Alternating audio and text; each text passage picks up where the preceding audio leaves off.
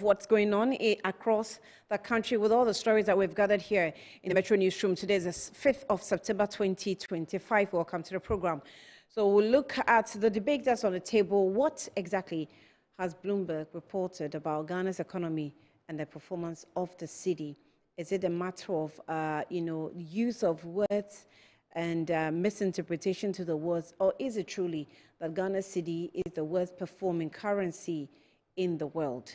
And then after which we'll also bring you some more details from the Communications Ministry on major decisions he has decided to take, as far as the work of the Communication Ministry is concerned in this country and how we, the citizens, would have to abide. But Desmond Okwekudanso is standing by to give us some more details of exactly what has been gathered by the newsroom. Desmond, you're welcome. Good afternoon to you and happy Friday.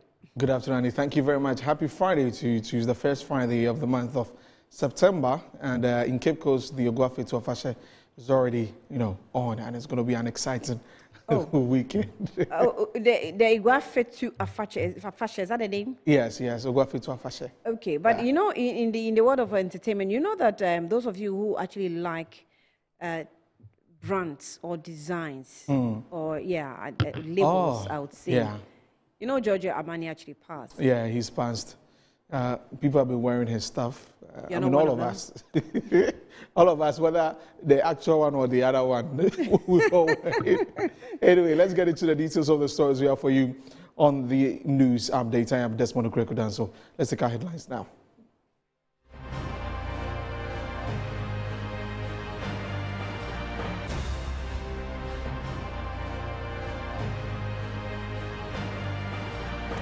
Well, we'll take a look at the city's roller coaster as surge in demand for dollars by companies paying for imports has ended the currency's recent strong performance, according to Bloomberg. We'll find out from industry players how the slip is affecting their businesses.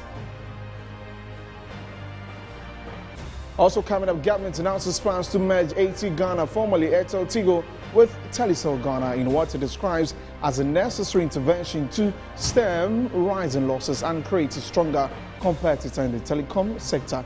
What does this mean for the telecom market? And also coming up later in the bulletin, the Member of Parliament for Otafo condemns removal of Chief Justice Gertrude Tokonu, calling it a shameful act. The details of these and many more coming up shortly. Stay with us.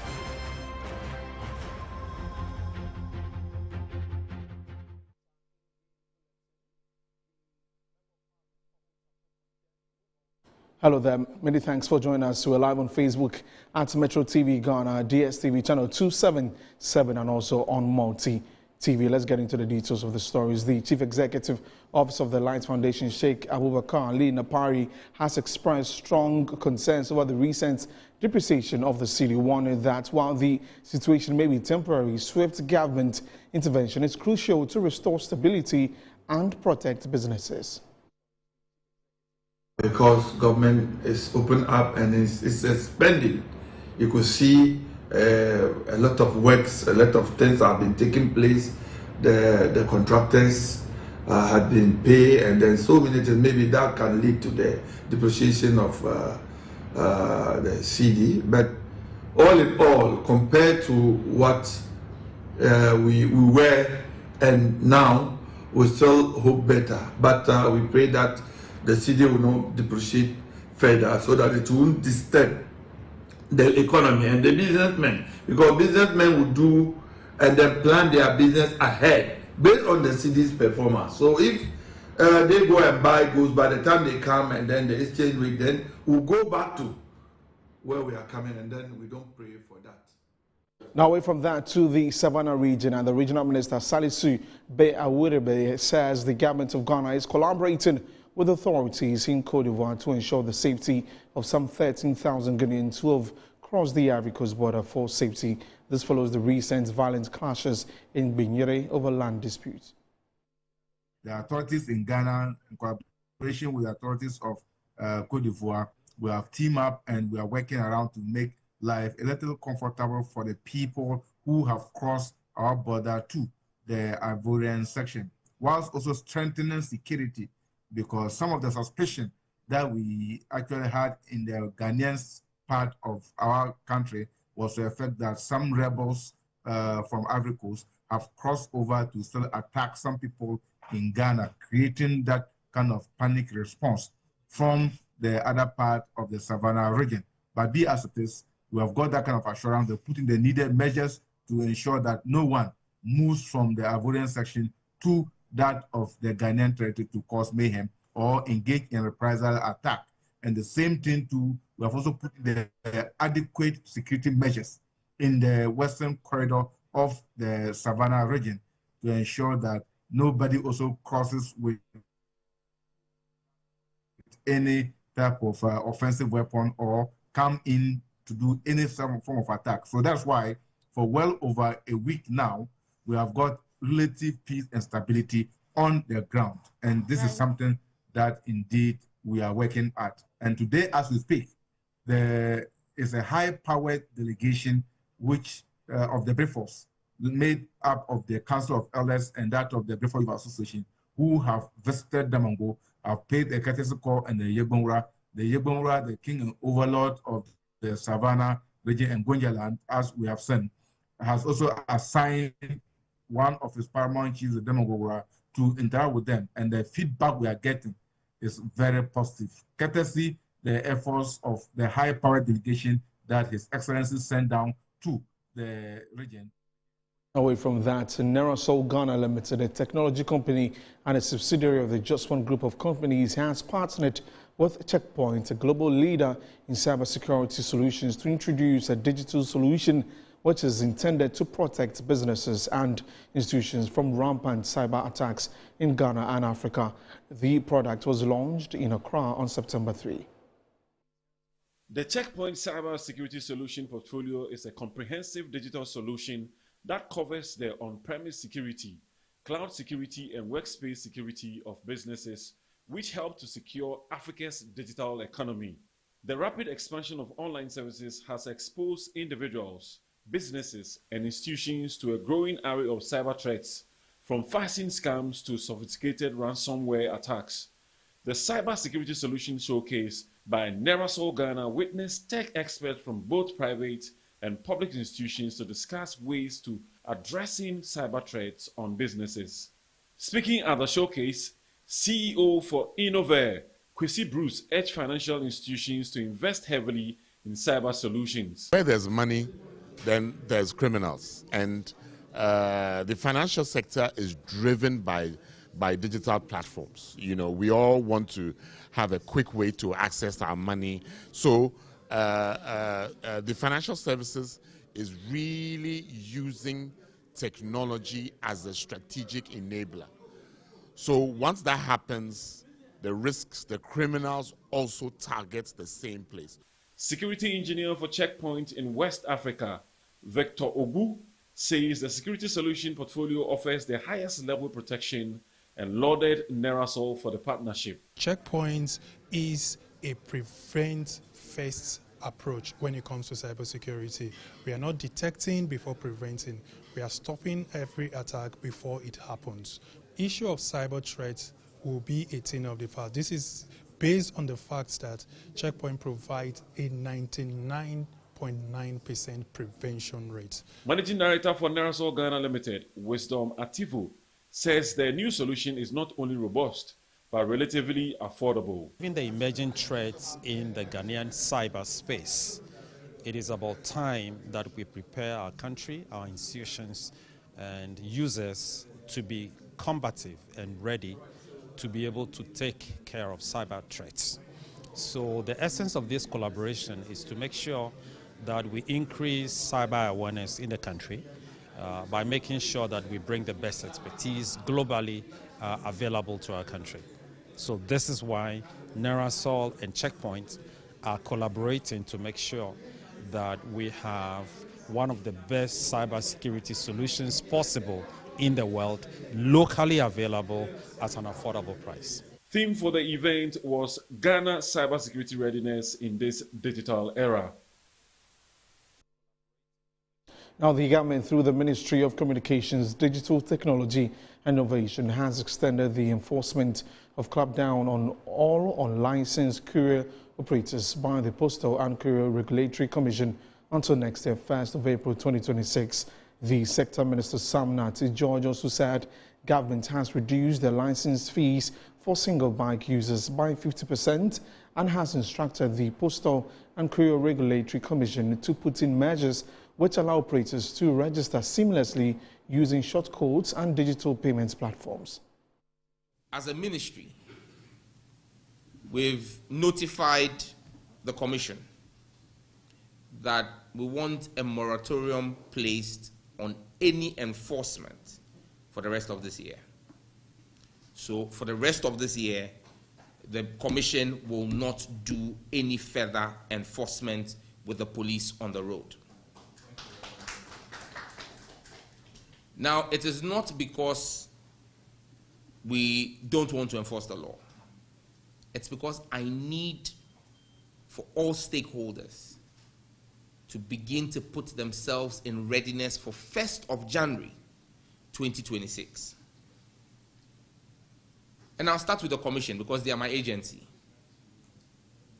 Board chairman, board members, executive secretary. Between now and December 31st, 2025, put in place a system that allows for a streamlined, easy means of registration using a USSD shortcode and an app for all operators, so that operators don't have to come to your office to come and register. We're a digital ministry, and digitalization is underway under this government. People should be able, riders, irrespective of where they are, should be able to take their phone, dial a short code, and say, I want to register. In November, there will be new fees and charges passed with the bill, with a budget. Because the president is very minded, and this matter is a matter of great concern. And so we're going to be doing a special dispensation through the New Fees and Charges Act for single bikers. We will drop the charge from 1,070 to 570.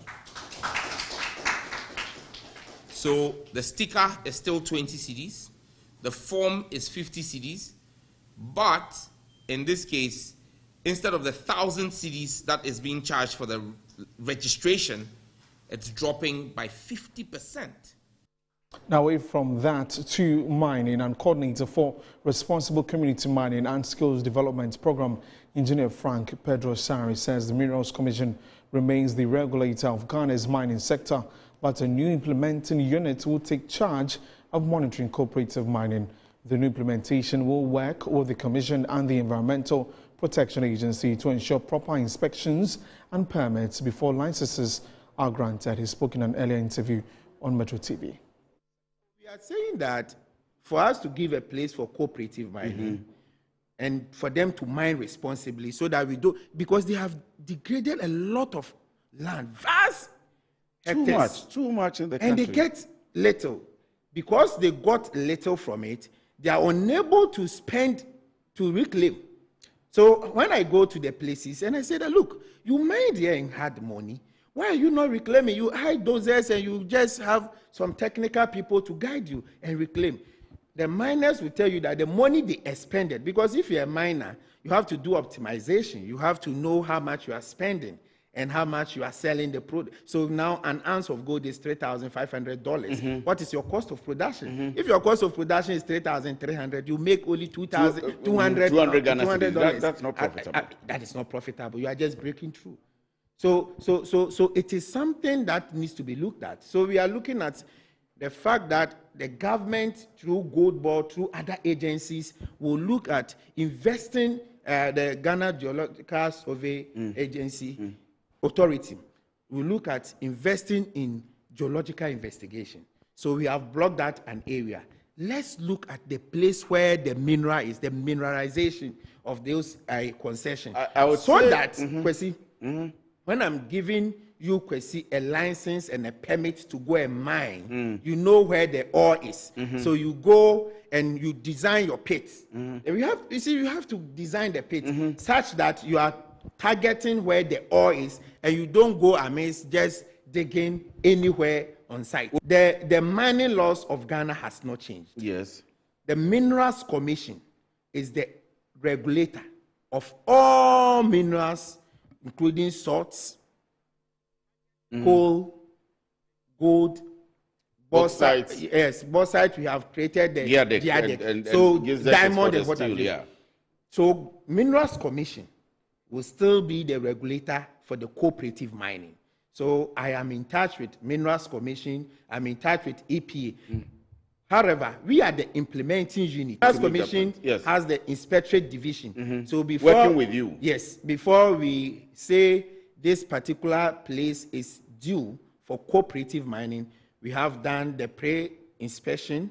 Then when we are certified, we then recommend to the Minister for Lands and Natural Resources to grant the license. Then the environment, the EPA people, the Environmental Protection Agency, will go there to do the environmental impact assessment before they grant the permit. So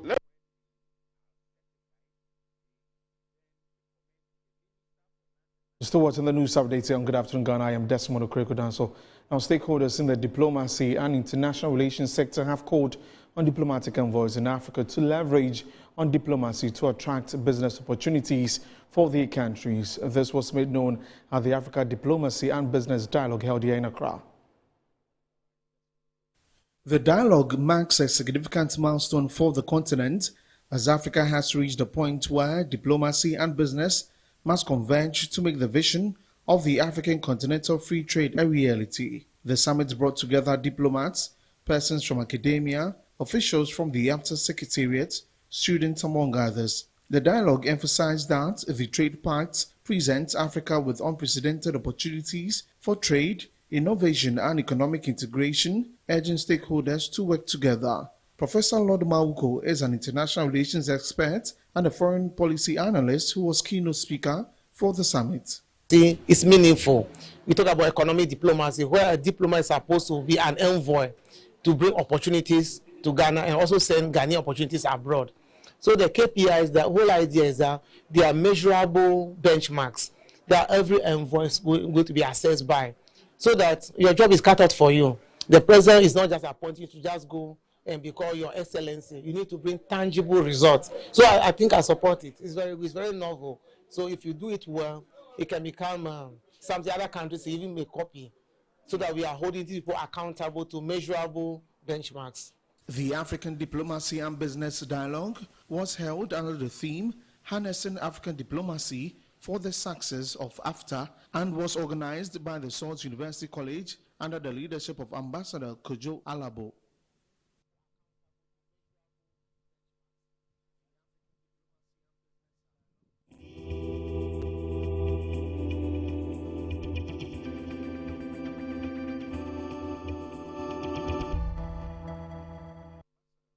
Now on Entirely GH4 today, President John Dramani Mahama will on Saturday, September 6th, relaunch the National Sanitation Day program in a renewed effort to rally all stakeholders to rid the country of filth. Speaking to senior editors in a media space, Minister of Local Government, Chieftaincy and Religious Affairs, Ahmed Ibrahim, revealed that 10% of the District Assembly Common Fund will be committed to the fight annually. Initiative, which is under the Clean Up Ghana agenda, comes more than 10 years after it was first launched in 2014 and seeks to put metropolitan, municipal and district chief executives at the core of implementing environmental and sanitation policies. Speaking to senior editors in the media space, Minister of Local Government, Chieftaincy and Religious Affairs, Ahmed Ibrahim, revealed that the first 6 months after the launch of the Sanitation Day would serve as a performance benchmark for the assemblies. With a few of you, when we were rushing to establish or reintroduce the National Sanitation Day on the 2nd of September, 2nd of April, which was abortive. But this one is not going to be abortive. Come Saturday, 9 a.m., all directions are leading to Medina Local Government School, where His Excellency the President, John Dramani Mahama, will come and reintroduce the National Sanitation Day, which was introduced in 2014. 10% of the District Assembly Common Fund has been earmarked for the sanitation fight. But when we talk of 10%, it doesn't mean you have to use all the money for sweeping or cleaning or carrying garbage and those things. The 10% should be used to fight open defecation. Albert Kwabena Jumfo is the president for the Ghana Journalists Association. But other minister, even though you are my brother, what we have realized is that there's one way demonstrating the world and there's another way walking the talk. So we need to collectively, if we want to really achieve this objective here, because from one government to the other, sanitation has become a canker. All the time, you get assurances from the government, from the president, and all that. But then they will still end their tenure, and the situation will be the same. Today, we are revisiting the same topic. I believe that under your tenure, you have to leave a legacy, make a change. The assemblies were urged to mobilize and deploy their environmental health officers, waste management officers, private waste service providers, community volunteers, and the citizens to sustain the compliance of this directive.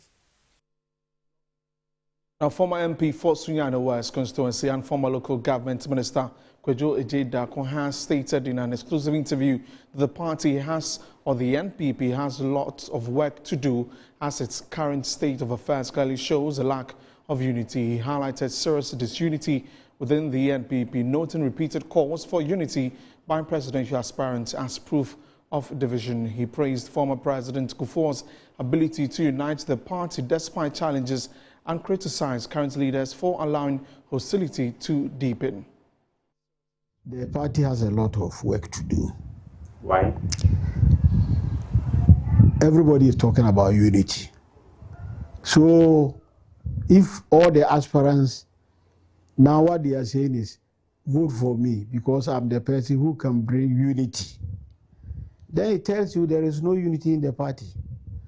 It tells you that is the problem of the party now, disunity.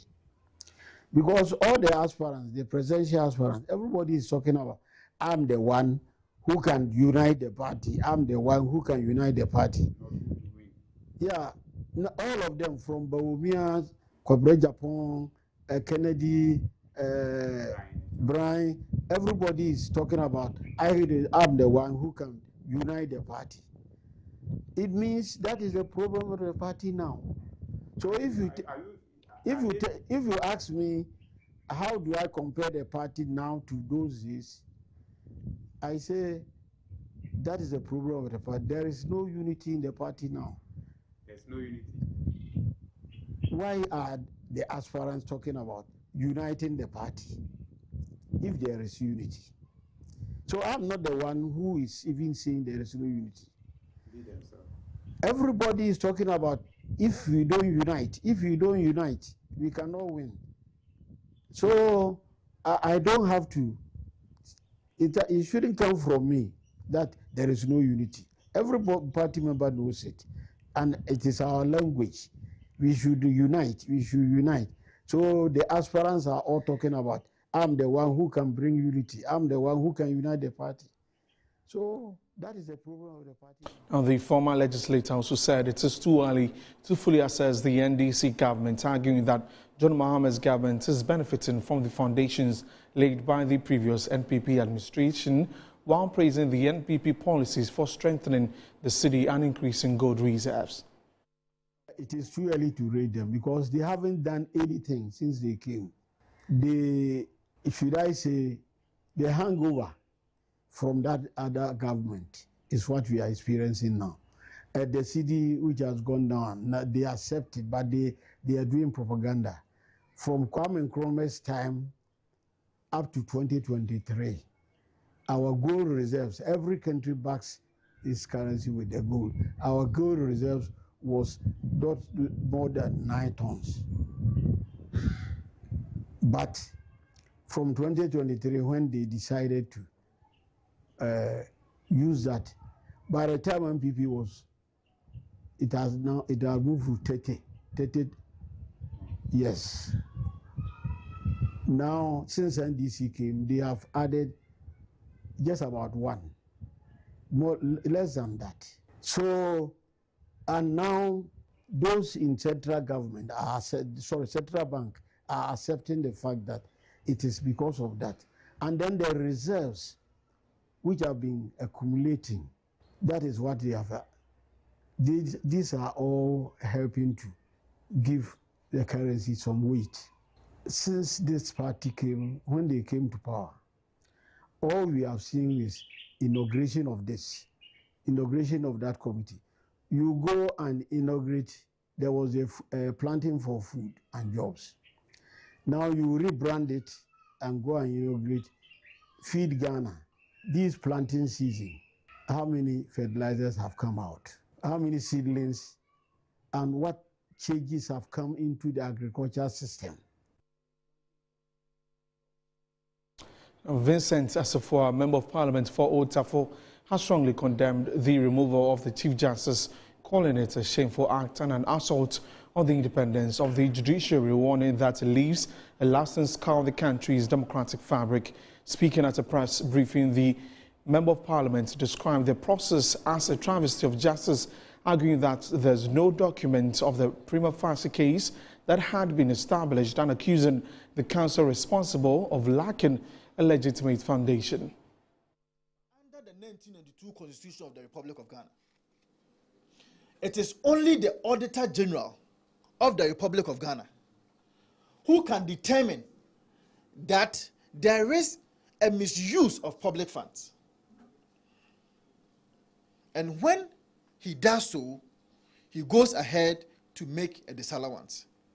Yet, in 2023, the audited accounts of the Judicial Service contained no such disallowance. Why? Because the expenditure in question was regular, lawful, and covered by the Judicial Service policy duly approved by the Judicial Council. How then can a committee usurp the mandate of the Auditor General and brand lawful expenditure as misbehavior? It's worse.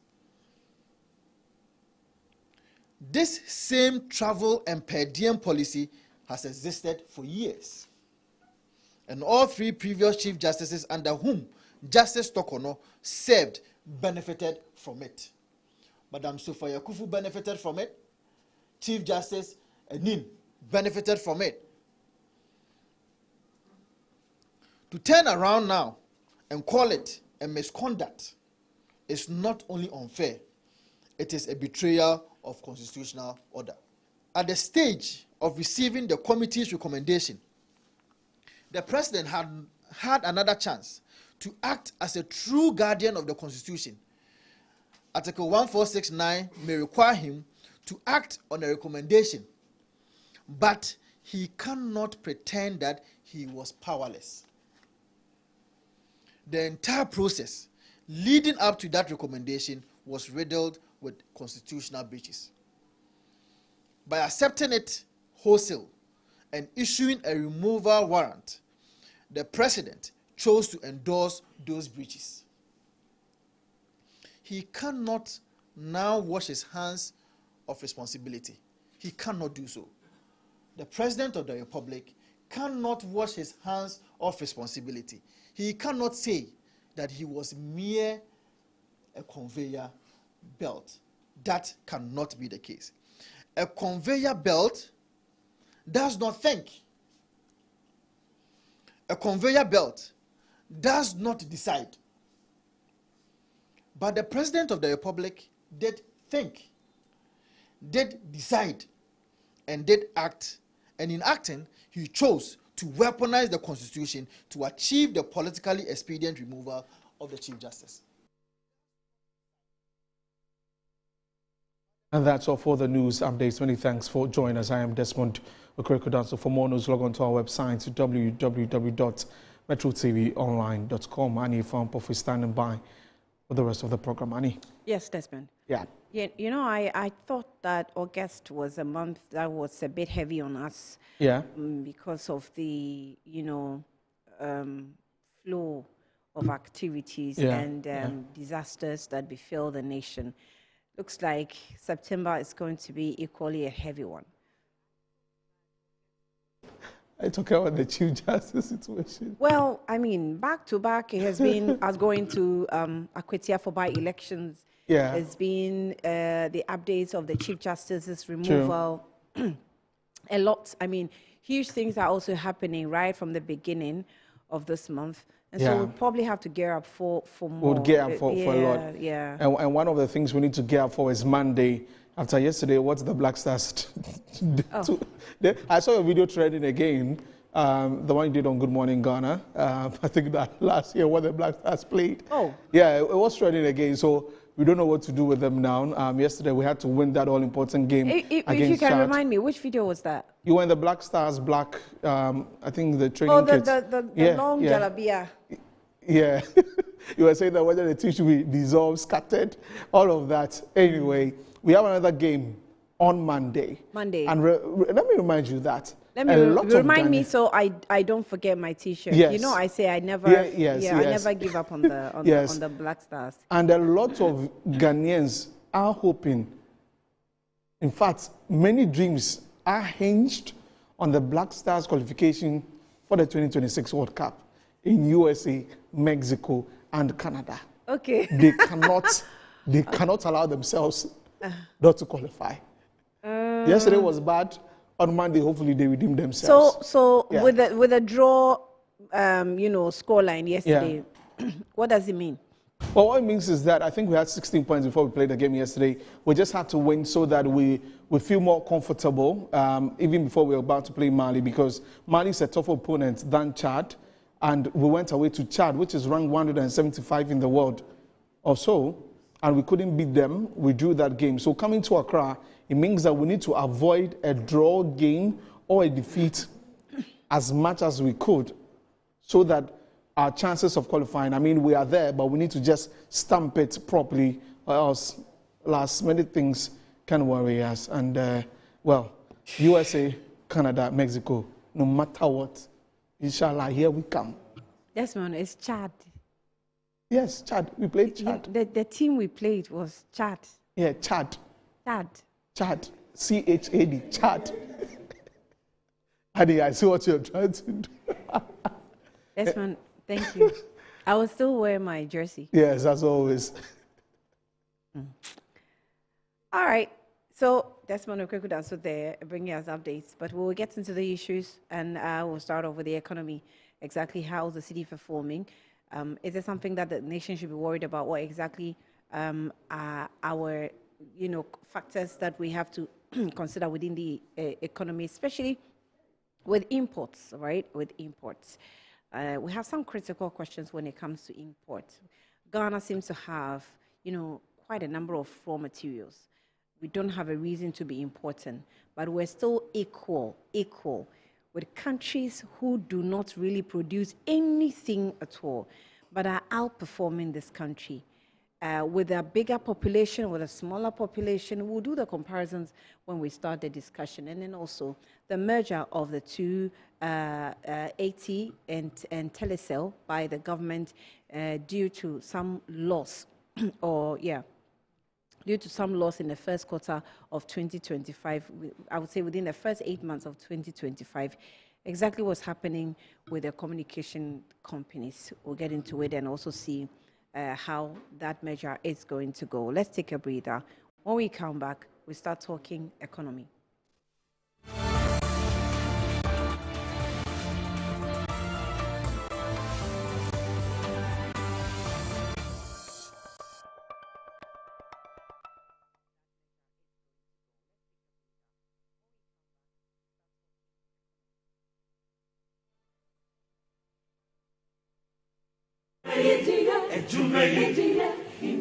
In life, choice is good, but choice plus safety is way better. Your safety and comfort is paramount. Under the cylinder recirculation model, you can buy LPG in a safe environment. All cylinders are inspected and maintained to the best safety standards, so your safety is assured. Just take your empty cylinder to the nearest exchange point and swap it for a filled cylinder. Different cylinder sizes will be available to meet your pocket size.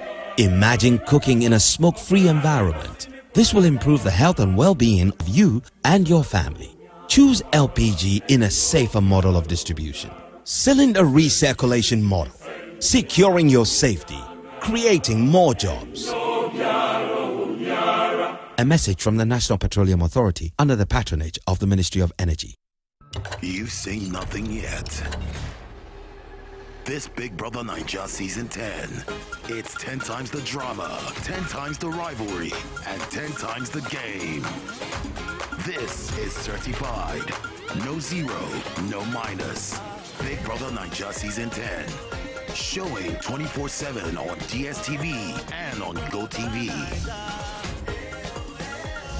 Gold sponsor, Guinness.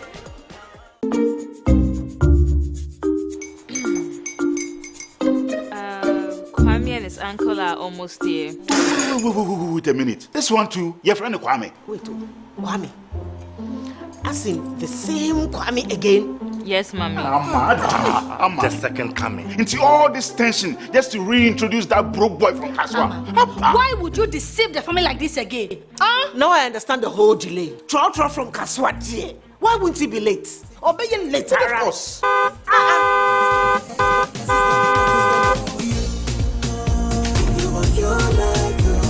Star 712 hash, star 712 hash. You go be the luckiest. Copy from Georgia be luckiest. From not the cause she be luckiest. Yeah, you go be luckiest. No matter why you're luckiest. Everybody go be the luckiest. That's Kwame! Send your goddamn boom. If you put it at all, so would the coming of the Son of Man be. Is that his car? Dial star 712 hash. Choose your ticket. Enter your lucky number. Follow the prompt and let destiny handle the rest. This promotion is regulated by the NLA on the Caritas platform.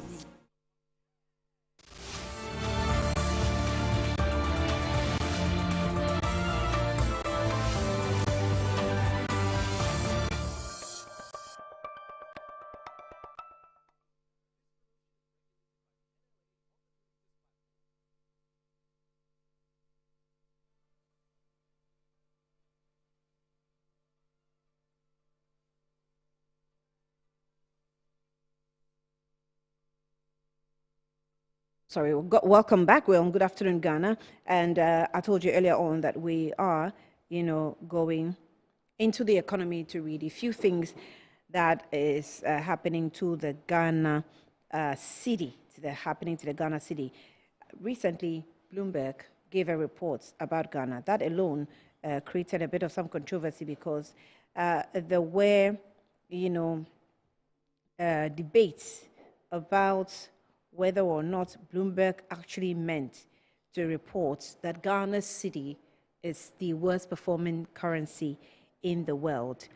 The caption of the headline or the story was Ghana's cedi's world-beating performance appended by imports surge. All right, so I'm already laughing, but I wanted to actually read a bit of the story, but let me introduce into the studio Mr. Daniel Sabote, who is a senior economics lecturer at the Accra Technical University. He's joined us here. Mr. Sabote, it's been a while. You're welcome to the program. Good afternoon to you. How's everything? When last did I see you? Oh, your mic is off. Sorry, yes. I think during the budget reading. Yes, it yeah, was the budget hearing that we had. Yes. That was in February. Oh, yeah. Oh, it's been a while. It's been a while. Okay, so much has been happening. I think we've been speaking not so much about economy. My colleague Akwesi Efri has been doing that, but also has been delving a lot more into the Galamsey conversations with Go Board coming in. So much is happening. So, yeah, and then recently we also had issues affecting the country, which were more like social issues. I guess it's understandable. Oh, no problem. But you're welcome. It's nice to see you again. At all. Yeah, thank you. Nice to see you again. All right. So it says that I will actually want you to give me some explanation first. Let's settle the debate. Okay. There's a Bloomberg headline that says that Ghana Cedi world-beating performance appended by imports surge. Yeah, good afternoon. As an And economist, yes. let me also say good afternoon to viewers of Metro TV this afternoon. Yes, I've read the report, and if you look at the caption, it is a bit misleading because per their report, for the third quarter, that was where we had the worst performance. But if you are comparing the performance of the Cedi right from the beginning of this year, that's January, the Cedi has really appreciated by about 23%. So comparatively, we are saying that for the first quarter, second quarter, we have the Cedi appreciating. But then when you go to the third quarter, the Cedi depreciated against the earlier appreciation that it has made. Okay. You understand? So first quarter, second quarter, the Cedi appreciated.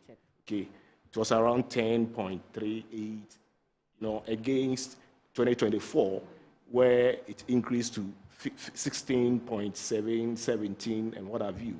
So if you are comparing the performance of the Cedi first quarter against the fourth quarter of 2024, it really appreciated.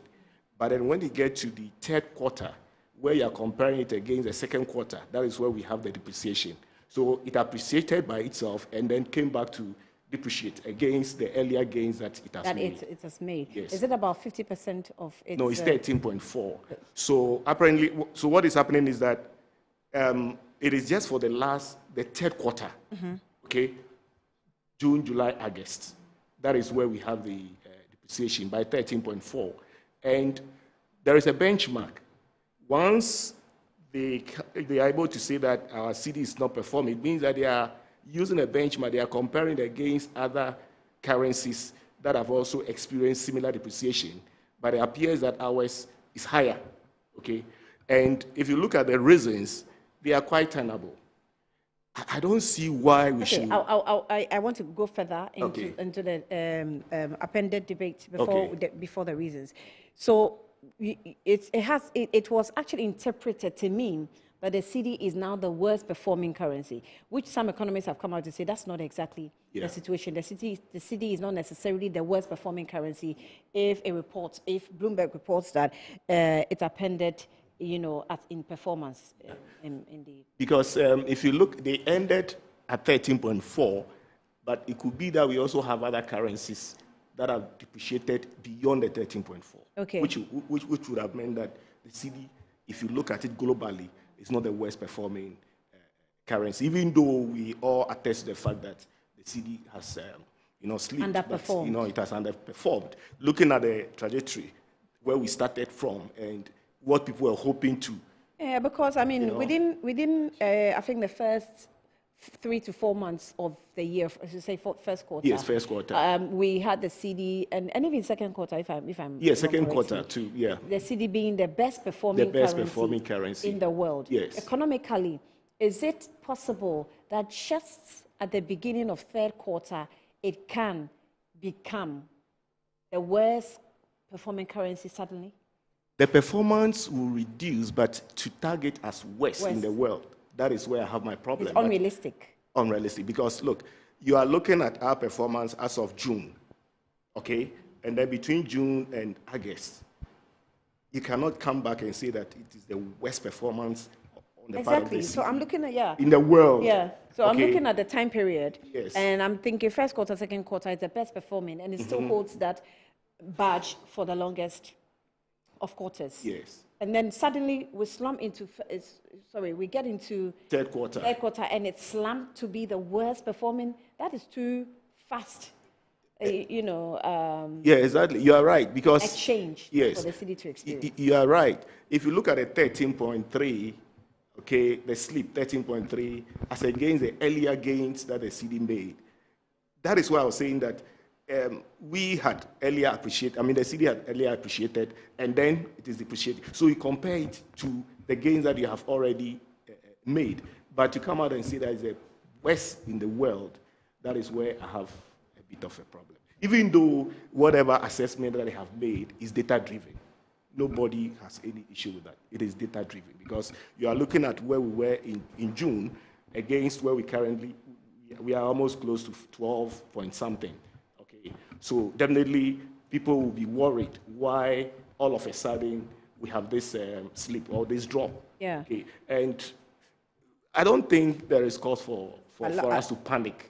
Yes, we'll get into that if there is, if indeed there is no cause for alarm, because the Bank of Ghana is already indicating that its inability to support, I would say, businesses or the system with enough forex dollars or enough forex, and it's still looking into it. We're not sure in the next fiscal space we're going to see the Bank of Ghana's ability to be able to do that. Okay. So let me read this, how the appended story went. Cedi's world's beating performance appended by surge in imports. So a surge in demand for dollars by companies paying for imports before the year-end holiday season has ended the Ghanaian cedi world's beating performance, right? And then according to the data from Bloomberg, the currency of Africa's biggest gold producer weakened by 13% so far this quarter, the biggest decline globally. Now, that erased some of the cedi's 50% gain that was underpinned by strong bullion price, and saw it ranked as the world's best performer in the 3 months through June, which means that about 50% of the gain, 13%, went off. Yes, it's off within 3 months. And that necessarily will not make Ghana... Yeah, that is what I'm saying, that if you look at the gains that the cedi made, okay, first quarter, second quarter, as against the depreciation in third quarter, I mean, it tells you that something drastic might have happened.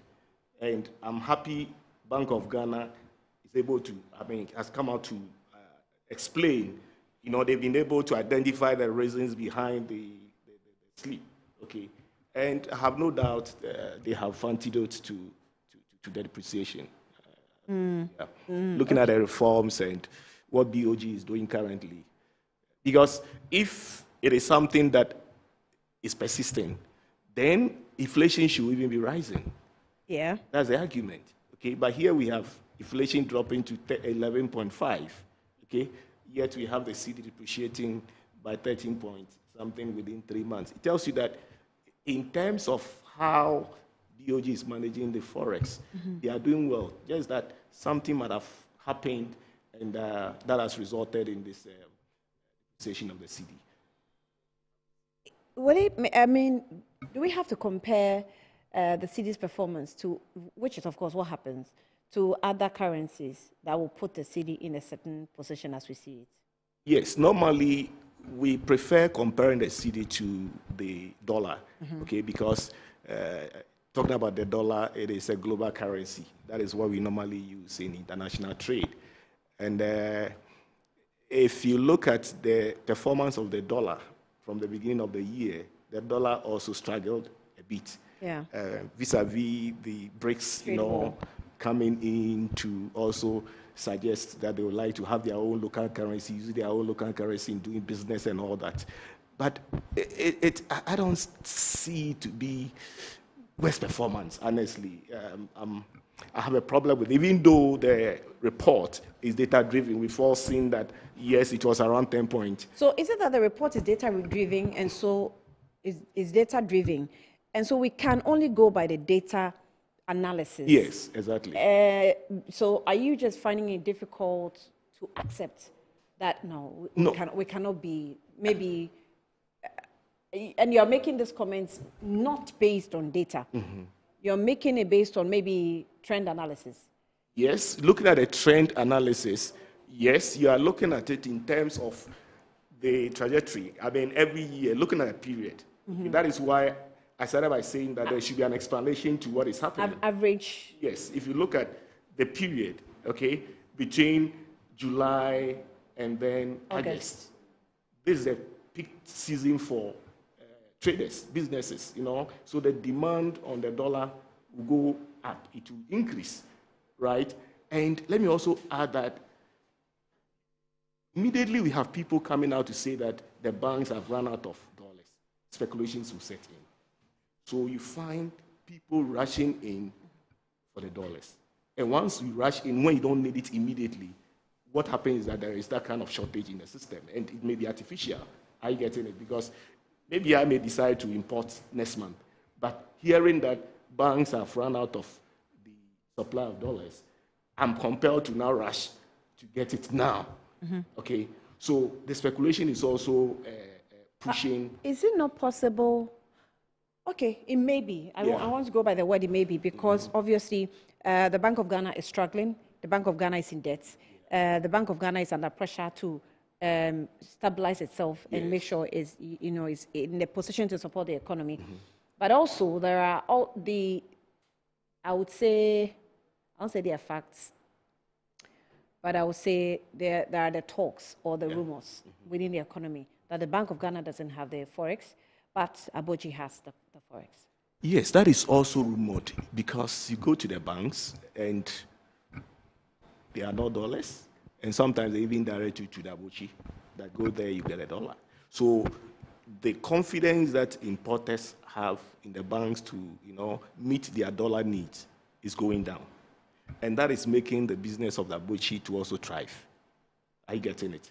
So is that, why would the Bank of Ghana, let me get into that, why would the Bank of Ghana direct me to go to Aboji? No, not Bank of Ghana directing you. I'm saying that most of these importers, when they get to the banks and they are unable to meet or get whatever dollars that they need for their importation, then unofficially, okay, you have people telling them, oh, you may get to Mr. A or Mr. B, you get the dollars. I'm saying that the unofficial directing of customers to Aboji, will that result in artificial shortage? Because they are creating it. Yes, they're obviously deliberately creating. Yes. Once you create it, it means that a dollar will begin to appreciate. I mean, what determines the exchange rate? You are talking about demand and supply. So if demand far outweighs supply, definitely the value will increase. So you see the dollar appreciating. But where you have supply more than demand, you see that the dollar will begin to depreciate. So if importers or businessmen get to the banks and they are unable to access whatever dollars that they want, and they are directed to Aboji, definitely you are creating that kind of artificial shortage. And once this kind of information begins to trickle in, people will not have confidence even in going to the banks for whatever dollars that they want. And that is one issue that affects the Cedi, where we create that kind of notion that we don't have the dollars in the system. Meanwhile, going through the right channel, you may get it. Are you getting it? So I don't know why. That is where I explained that speculation is also accounting for this. Yes, because we are getting very close to the end of the year, and the demand on the dollar is increasing. Okay, so if I need more dollars for importation and I'm not getting it in the banks, then definitely the value of the dollar will also increase. And that's the problem. So we have not necessarily put in place some very specific measures to actually control the dollar running over the Cedi. We are benefiting from maybe international, what's the word we normally use? But we're benefiting from international economic activities. We're benefiting from maybe fuel prices dropping. We're benefiting from attempt to stabilize the economy, not necessarily working directly on the Cedi, but they all also maybe have direct impact on the Cedi with our local fiscal activities. Yeah, you are right. You see, if you look at the Foreign Exchange Act 2006, the one that Bank of Ghana has started enforcing, it has been with us for years. Many years. 2016. So the question is, why are we unable to enforce the same law? It goes way back. Way back. I think it was amended in 2006 or so. So that is the one that we are using now. That is Act 723. Okay. To be corrected. Yes. So that is where, the de-dollarization. Recently, Bank of Ghana has come out with a directive and all that. Yes, the impact will not be felt immediately.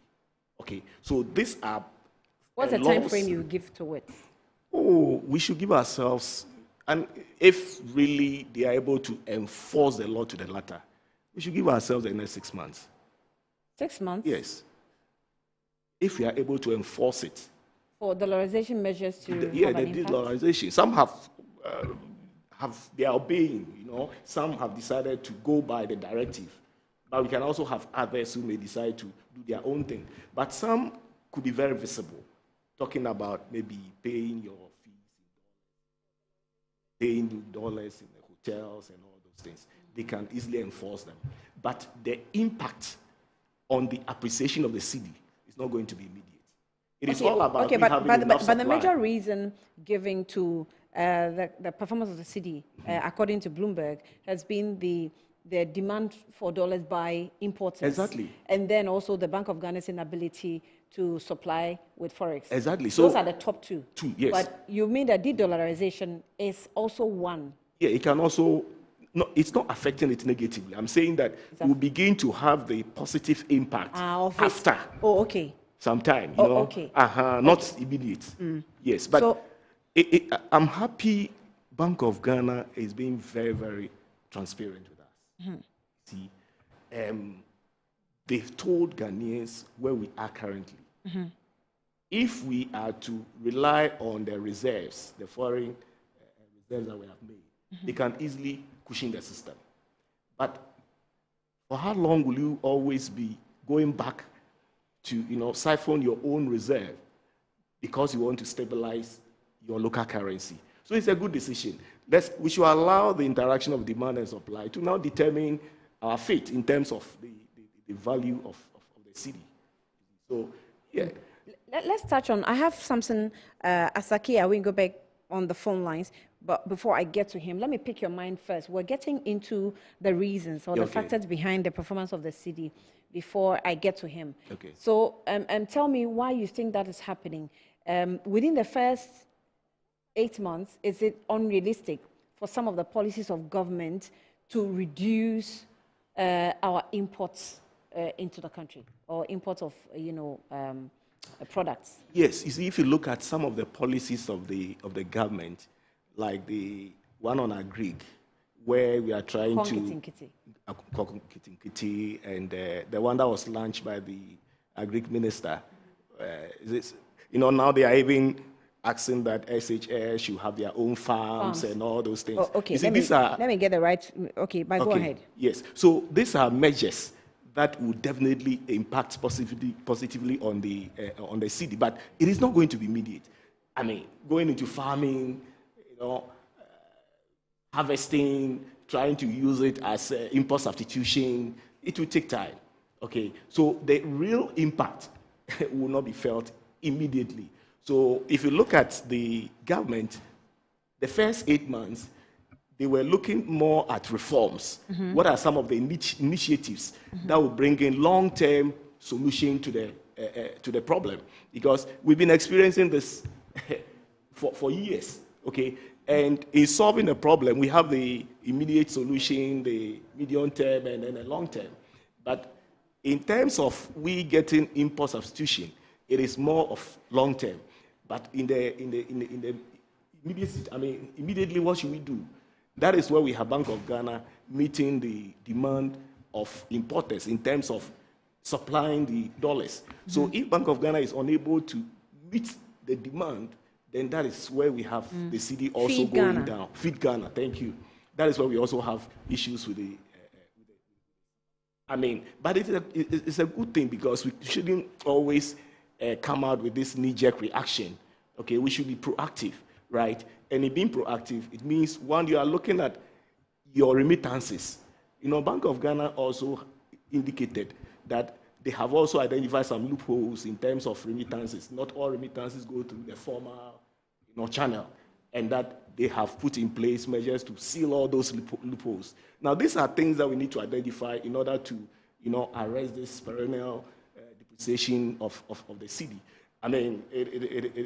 It's a fact that if you look at the months where we always experience this kind of depreciation, it occurs and reoccurs. So we need to now identify some of the things to do in order to arrest the situation. Okay? So I have no doubt that with the experience that Bank of Ghana have currently, they should be able to find solution to. But what does that say about our import cover? Yes, so with the import, we have become import-driven a country. We import about 80% of our the goods that we need. I mean, necessities that we have to rely on, and it is just too much. Okay, and that is why we need policies to address this issue of overdependence on importation. Okay. Let me engage Samson Asaki Awingobit. He is the Executive Secretary for the Importers and Exporters Association.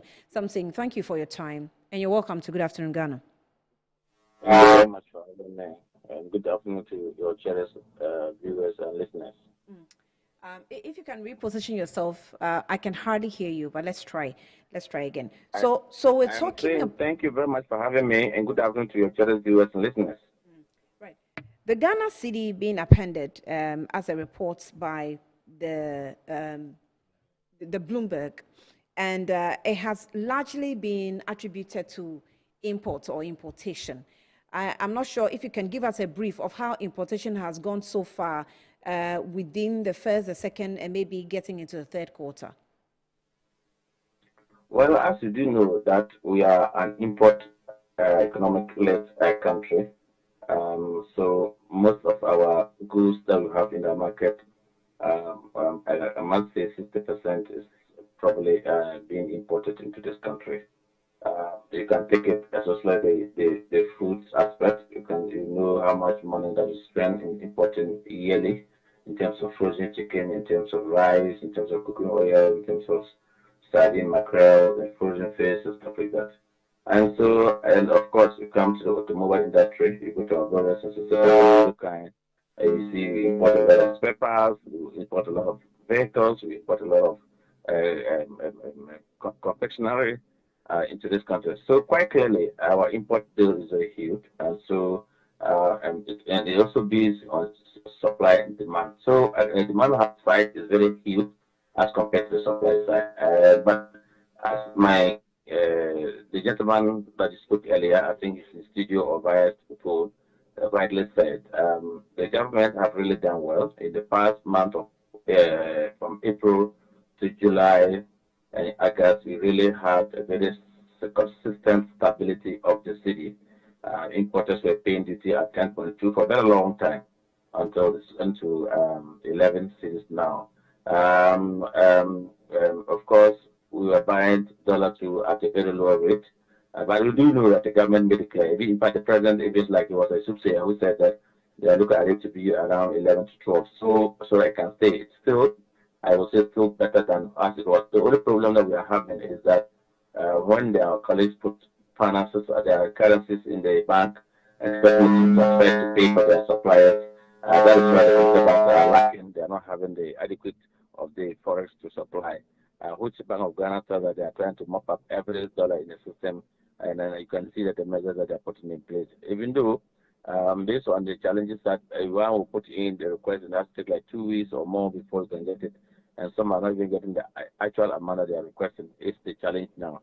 But I know that the government is deliberately doing that to work tirelessly to make sure that they will be able to do. So you could see that today the Bank of Ghana have even sanctioned some institutions that are working. That has, if you go to the US, those who are in America, they will tell you tap pay and tap send and other things are all being asked to all being suspended because of the Bank of Ghana really identified that they are abusing the system and stuff like that. So quite clearly, by and large, I would say we spend a lot of dollars going out there to buy import goods and bring them back into the country. So it's becoming a challenge that if we put in the request and it's taking days, especially my colleagues, my people who have their product in the port, that you have to pay. One have to pay $50 before you can then take your delivery of the official document to clear your cargo at the port. So while they are placing the dollar, then the tomorrow is catching them. That is why there's a hulu baloo all over. And of course, I've seen the Bank of Ghana trying to strengthen the systems, but they've forgotten the black market, which is now another speculations of the dollar.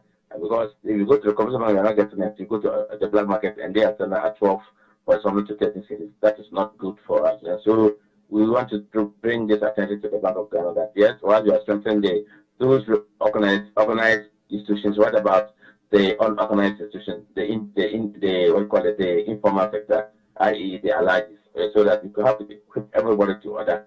Then we can all trade at one rate that we know that yes, if I go to the bank and I'm not getting it, I go to Alaji will have to give me at this rate. This is the rate the Bank of Ghana has agreed with Alaji, so that it doesn't look like if you go to Bank of Ghana, the crawl, the screens are saying that it is 11 point something, and Alaji seems to be at 12.9 of 13. That is not the best. So that is the challenge that we are having now. But I must say, we cannot pretend to say that the government hasn't done something since the inception. The government have really, because my people were paying duty at like 400,000 to clear containers. Suddenly, because of the city was around 10.2, duty corporate dropped like 1.5, 150,000 and 200,000.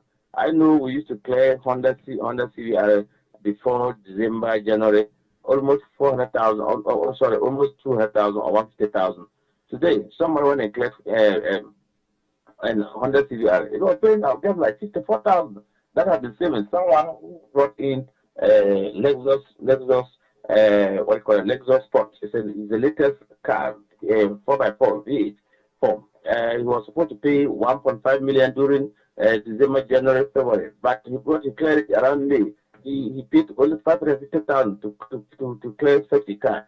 So there have been some huge savings in the country that I can tell you that the business community really enjoyed what was actually happening when the city was established. So now that the city is trying to misbehave, we can only push and pray and ask Bank of Ghana to do something positively so that our people can enjoy the privilege.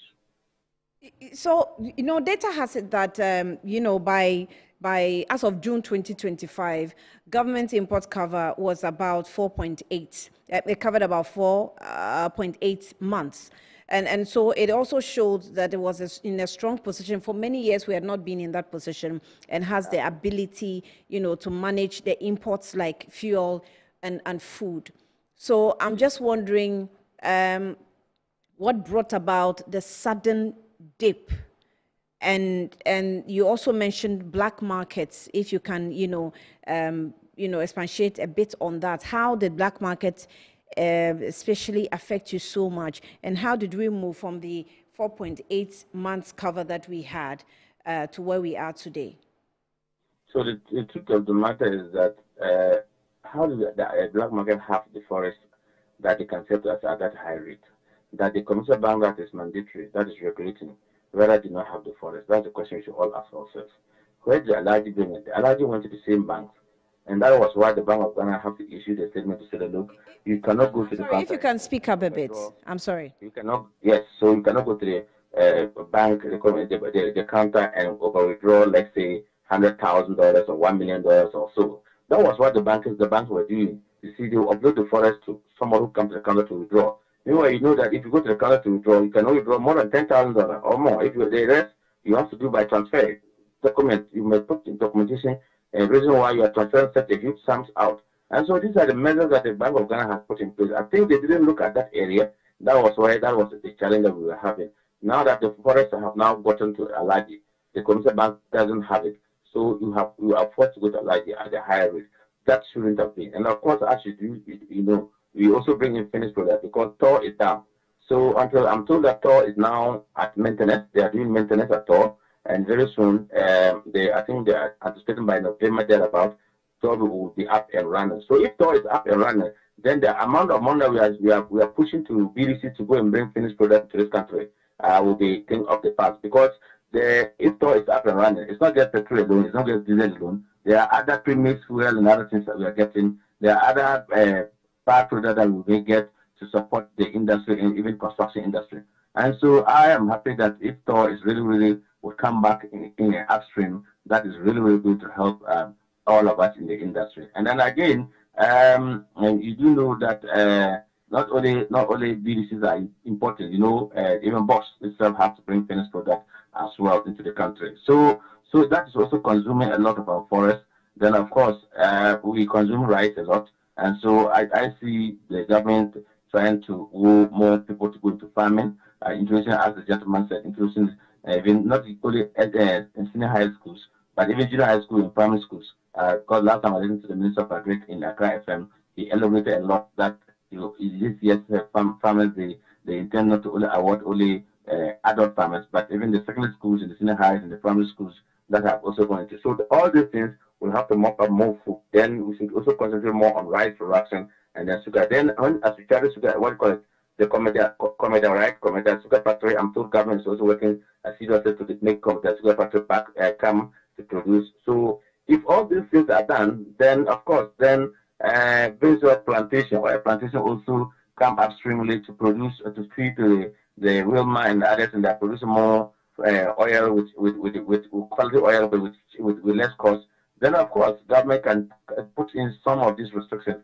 The issues too, if they are able to produce it well, as the government is promising, and it's really went well, and that can also lead to reduction of even the $400 million that we are importing. We used to import frozen chicken to this country. That can also reduce $300 million that we import rice into this country. If we can even get half of that alone, it also will sustain the economy very well. And this depreciation and this Cedi volatility will be thing of the past. So I think these are some of the measures that if the government really pursued well for now, and that is why I've heard that the president is asking us that we should get excess stations.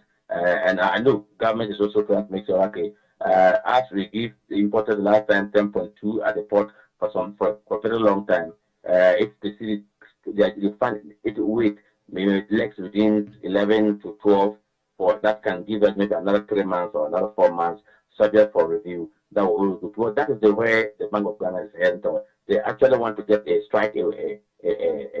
rate and say, okay, this is the rate, and of course, and you do know that cocoa syndicated loans and then the gold board will also bring some forest, and then of course they're trying to mop up encourage people to bring remittances and also talk to exporters to also, because exporters were not bringing the remittances because they think that they were not bringing their proceeds back because at where the rate was, they think they were losing.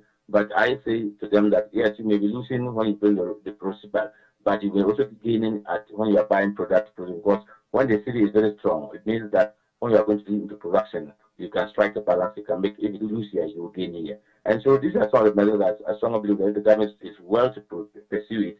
It's going to help all of us at the end of the day. This morning, I was just in a position. I was okay with Adum FM hosted us this morning. And you could see, I put it clear that importers have really enjoyed, spare parts importers have really enjoyed the stability. Yet they are not reducing the prices.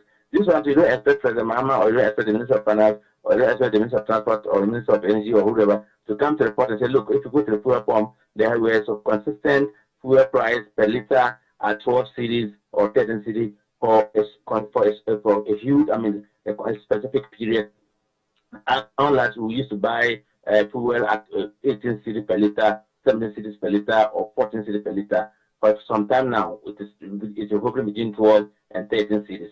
So that is also good for the government have really done well that we need to complement it and ask for more. I think that we cannot say government hasn't done anything. It was just a scam. No, you cannot just that the reality was that many people really made some savings when we were clearing at that consistent. So now that they are trying to strike and get a good rate for us, let's get express patients, and I'm sure this will also be thing of the past. I was actually doing some consultation in the studio. How does the de-dollarization measures affect you? Okay, so it will affect because if the dollar is up to even the bank, let's say the bank is putting 11.9 or 11.8, and you put in your cities that give us money to go and pay my supplier, and the commercial bank put in 2 3 weeks and say no, I'm bidding with Bank of Ghana, I'm not getting it. So you have to go to Alaji, and you go to Alaji says 12.8 or 13 cities. It's going to affect you. It's not affecting you. So I'm asking that question because we are, as a country, considering how we can reduce the use of dollars in the system to the minimum. I know that sometimes it's a challenge because of your international trade agreements and transactions. But once you cross the line of the international trading and you get into the country, how does it really affect? Must you always? So what we should do, and I think the Bank of Ghana and all of us should do as a country, Minister of Finance and the President itself should do, is to advocate and look. There are banks in this country. If you are doing business from China, okay, if you are doing business from China, because the RMB also, there are banks that have their system of banks in there. Just put your Cedi, or there's some system that you have to look. Same Cedi, but when you can pay your partner or your supplier the same Cedi, but it's reflected in their rand and their sister bank, correspondent bank there. Same thing I think we should do with the US and with the what do you call it, with the euro and others, so that the bank should encourage the bank to have a sister bank in Europe. So if the person put, okay, I'm paying this amount of money to my supplier, I put the Cedi there. You should have it from the correspondent bank to pay to the supplier there. Not necessarily that you must go and buy fiscal dollar account to give commercial bank before they can transfer. That I think the bank should be able to, BOG should be able to advocate for that, or to be able to make a serious campaign and encourage the commercial banks to do that. Because I know, if I don't want to mention banks that you tell me that I should bring invoice because it's commission. I am not one to come propagate those banks. But I've been speaking to banks, and I do know that they also have some of the banks have correspondent banks that if you are an importer and you are looking for dollar to pay your customer, just put the Cedi, tell your customer to go to the correspondent bank in the US there, or in the UK there, or wherever you are buying your Holland there, then they will just give you the euro or the pound sterling or the USD. And if it's China, then of course, yes, the correspondent bank there, then they will pay, so that you put the Cedi here to avoid this pressure that everybody's running that I must go. If that is done, then Alaji will have no business to do in the market there. That is what I think Bank of Ghana and the government should be looking at, because all the big banks here. Is that to say that importers cannot necessarily stay away from dollar pricing? No, not dollar pricing in Ghana here. No, we are not saying. But if the dollar is very appreciating against the Cedi, definitely importers will make a price in the Cedi equivalent to the dollar, and that will be a high cost for the consumer. Consumer will not be able to afford it. But as if the bank takes this measure that I'm talking about, encouraging all commercial banks to have their sister bank or their correspondent bank, I put the Cedi in. You don't need to tell me that you're going to Bank of Ghana to auction to get fiscal dollar for me. But once they put in the Cedi, you talk to your sister bank or your correspondent bank in the US or in the UK or in China, then they pay the supplier there his own currency. Then the person takes his goods. That will even reduce all of us pricing dollarization in this country. I think the Bank of Ghana should have to initiate such a thing. Because I know some banks here that if you are doing business in China, you don't need, why would you be going to allow you to look for dollar at 13 cities or 12 cities? Why should you? When you should be able to put your Ghana cities at the bank, and that bank can give you their correspondent bank the correspondent bank in China to pay your supplier in China RMB. Well, why would I go and look for that to pay for somebody who's in China? China, they don't need dollar there. They use their money. They respect their money. Unlike Ghana here, that you give somebody cities and they will not value, but when you give them dollar, then they value. No, I traveled to Philippines, and when I was buying a phone, I gave the dollar. They told me, no, they won't take the dollar. But in Ghana here, if you go to any shop and you buy anything and you give dollar, they are excited to receive dollar. They are excited to receive dollar. Who shouldn't be? We should be proud about our own currency. As you are proud as a Ghanaian, you should be proud for your own currency. That's so. Nationality. We must exhibit nationality in this era. That's the only way to do. So I will encourage the Bank of Ghana. I will appeal to Bank of Ghana. I will appeal to the Ministry of Finance that if the commercial banks don't have, they can lead, because the POG can lead, the Ministry of Finance can lead, talk to other talk to other banks because you know, if you do a studies, you know which country and which country will import a lot, and you know the country's currency. So I put 1 million Ghana cedis here. I'm buying good worth 1 million Ghana cedis. It should be converted straight for their correspondent bank in China to pay my Chinese counterpart. It should be converted straight to a correspondent bank in the US in dollar form. So I don't need to buy fiscal dollar. I don't need from a commercial bank to go to Alaji now, go and buy fiscal dollar, now come that to pay for them to transfer to the dollar. That shouldn't be. And we should encourage exporters. We should also put a premium for exporters. especially the non-traditional exporters, those who stand up and take, those who do mango, those who do pawpaw, yam exporters, we put a premium fee for them. So if you bring the proceeds, this is the premium for you. The people will encourage to also bring back the proceeds here. And so that if you need $80 to do something now, well, you can get it. But I think by and large, if I'm transferring money, I'm transferring large money, I should not be carrying a special cash to go and pay my supplier. We should be able to look at this, and this will help all of us. Finally, before I let off you, are you also now watching policies implemented by the current administration? We have the likes of, in terms of food, in Kokon Kete, we have Feed Ghana. Are you monitoring and checking how the government will be able to produce, at least to meet demand, so that it will reduce our percentage of imports? In fact, I am a lead advocate in this country. I've been talking about, you heard me talking about the Wilma companies that should be producing vegetable oil or fire, and I'm saying that benzoyl plantation, oil plantation areas should be upgraded. I spoke about the cocoa because I told you that we are spending over $400 million a year importing frozen chicken. I talk about $300 million a year. So the Minister of Agri, I'm yet to write, I think I asked my officers to write a letter to the Minister of Agri. I want to have audience with him to actually understand some of this program, how, when, what are the timelines. When I know some of them, they've already launched it, some they are yet to launch it, how much is went into, how much money is given, where are they, so that we can also follow. Because I truly, if you are spending $400 million to import frozen chicken to this country, and then we can now even do half of it here, and they'll bring people will bring the difference to support the gap, so that there won't be food insecurity. If we are going to turn around this economy, I'm talking about $300 million of rice importation, and we'll even do maybe half of this $300 million. You know what it's going to give to our economy. So yes, I am really prepared to support, to advise government and to monitor and to advocate. When government is doing it right, we will say they're doing it right. When they're doing it wrong, we'll tell them they're doing it wrong. So yes, we are interested, and my office will be sending a letter very soon to the Minister of Agri. What our audience want to know what he has done so far, so that in terms of telling people, because so that we don't want to have a government wake up overnight and take a decision or put a policy in place, then people cannot get, and Ghanaian will go hunger, and Ghanaian will go food strike. That's not what I intend. That's not the kind of advocacy I intend to do. All right, Something Awingobet, thank you so much for speaking to us here on Good Afternoon Ghana. I'm sure we'll engage you again. Thank you for the time. And he's Executive Secretary for the Importers and Exporters Association of Ghana.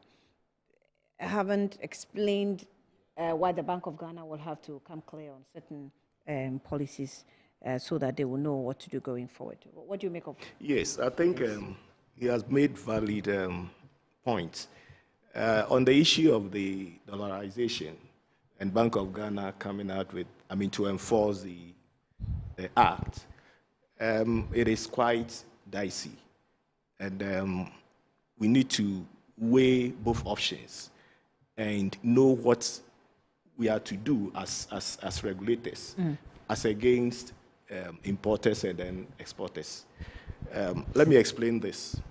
You see, if people begin to lose confidence in the local currency, then they are compelled to be quoting their prices in dollars. Now, let's look at this. If the Cedi is stable, it will always help importers and exporters to come out with authentic budgets, their cash flows. Mm-hmm. Now, if you go to the market and then you have to give out 11 cedis for $1, that is what you use in bringing in the goods. Now you get here and it has gone up. You go for another consignment. Mm-hmm. Now it affects the way you come out with your budget. Mm-hmm. And that is normally what compels some of these traders to be quoting their prices in dollars. I'm not holding brief for this kind of approach. Yeah. But on the other hand, I'm sure if you are able to enforce some of these laws and bring out measures that will result in stabilization of the Cedi, then we can properly ensure that prices are not quoted in dollars in this country. Mm-hmm. So we look at it from both ends. Okay. So the question is, how do we ensure that such businesses do not quote their prices in dollars But whilst to be honest, doing business in Ghana. What's the difference? The difference. If I'm to bring in goods, I'll need dollars to bring in the goods. Yeah. Okay? Now, when I bring in the goods... I'm just trying to say that if I give you the dollar equivalent Yes. of the cost of the items, it's almost like quoting it in dollars, no?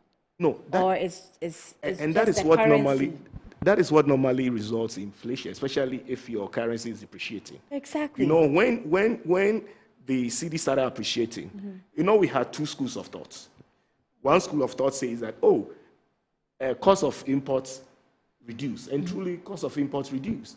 Another school of thought, we have to bring in the dollars, and when we bring in the dollars, we are unable to get whatever projection that we have made. Yeah. Okay?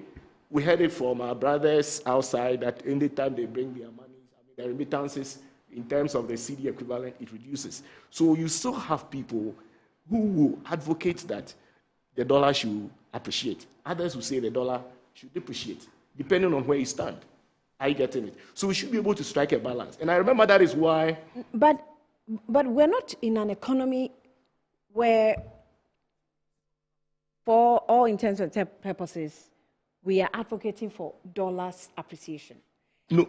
There are business people in the minority, and I'll say in the minority because when the dollar appreciates, I think it benefits the country at large. Yes. So there are the businessmen in the minority, or there's an economy within the economy that thrives on appreciation of the dollar. Yeah, that's a devaluation of your currency. But that should not be encouraged. It shouldn't be encouraged. You see, that shouldn't be encouraged because, one, it is the average Ghanaian who suffers.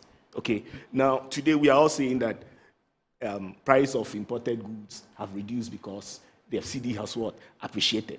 Now, tomorrow, if the Cedi should depreciate, it is going to be felt by the same average Ghanaian. Okay. That is why I started by saying that we need to look at it from both angles and then try to satisfy both parties. Okay. The Cedi shouldn't depreciate, right? So that the average Ghanaian can also have that Cedi worth of whatever he or she would like to buy, the services that they would like to enjoy. Okay, so that is, we need to take politics out of some of these economic measures that we put across. That is why I always say that allow the force of demand and supply to determine the value. Even if it comes to 8, we should be satisfied with it. Even if it's 6 cities, we should take it. But the Bank of Ghana or the economy said it was looking at stabilizing the Cedi, not necessarily targeting a particular rate. Yes. Of the dollar. Exactly. Or dollar to the Cedi. Yes. So once you are able to target and then stabilize, if it is 10 cities for the next 2-3 years, people will have confidence in it. 10 cities for the next 2-3 years, we should be able to use it for whatever budget that you want to come out with. And don't forget that when the minister is also presenting the budget, they also peg whatever business that they'll be doing in dollars. Sometimes they look at the exchange rate. That's what they also use, especially where you have to meet some foreign obligations. You are looking at the exchange rate. So if you use a higher exchange rate and it reduces, what happens? If you use a lower exchange rate and it increases, what happens? So these are shocks that we need to also incorporate in whatever. And you say we should policies. use demand and supply? Yes, exactly. How? We get foreign currencies out of our exports. Yeah. Okay? We need foreign currencies for our imports. So out of whatever we gain, let's use it to also export, to import. So you will not always be relying on your reserves. And that is what BOG is doing, and I'm happy about it. Because BOG... Reserves is appreciated. Exactly. So BOG is not panicking to say that, we have 4.8 months import cover. So the Cedi is depreciating. So let me just release some and then reserves into the system. No. Let's use whatever we are getting out of our exports to support what we need for imports. And that's the only way you can stabilize it. That's spending within your means. You spend within your means, and that is the only way you can stabilize it. Else, if you always build your reserves, and then the Cedi begins to depreciate, and then you go back to deplete, then you'll be marking time. Are you getting it? Yeah. So that is the pusher that BOG has taken now that then we can say that's exactly what's happening, no? currently. Yeah. Yes, that is what is happening. That is what is happening. So they are looking at the demand of the dollar and see that are we going to increase the supply to people who need it, or we should still allow whatever is coming in to meet their demand. So the NATO Forcing knows what he's doing. Oh, so far we haven't mentioned his name to organization, but he controls the economy. Yes. Yeah. You see, so that is why economists will tell you that with this shocks, the recent depreciation, we shouldn't panic too much, because the real impact of the reforms on the part of Bank of Ghana, we'll begin to see the effect very soon. The effect will be out. Okay, so we should be able to track it and say that before the implementation of these reforms, we were here. Mm-hmm. Since we started the implementation, this is where we've gotten to. Mm-hmm. Have we made progress? Can we evaluate the impact of the reforms? Okay. And say that if we've been able to achieve this, then bringing more reforms on board, this is where we want to get to. I mean, you cannot take it away from this government that, one, they have reduced their expenditure, okay? In terms of number of ministers, you are looking at even the interest payment. T-bill interest has reduced, okay? And the depreciation of the dollar is also helping us, cut down our Exactly, especially when it comes to meeting international obligations, yes, where you have to settle external loans, you have to convert to dollars. Okay, so if the Cedi depreciates, you are going to pay more. So you also make savings by ensuring that your Cedi appreciates. Mr. Sabute, we'll leave it here. Thank you very much. I'm grateful for your time. I'm grateful that you actually came into the studio for this discussion. Thank you so much. Mr. Sabute is a senior economics lecturer at the Technical University, Accra Technical University, to be precise. I'm grateful for your time. All right, you're still watching Good Afternoon Ghana. Let's move away from the economy and get into the telcos. And what exactly is happening within the telcos? We'll tell you more after this breather.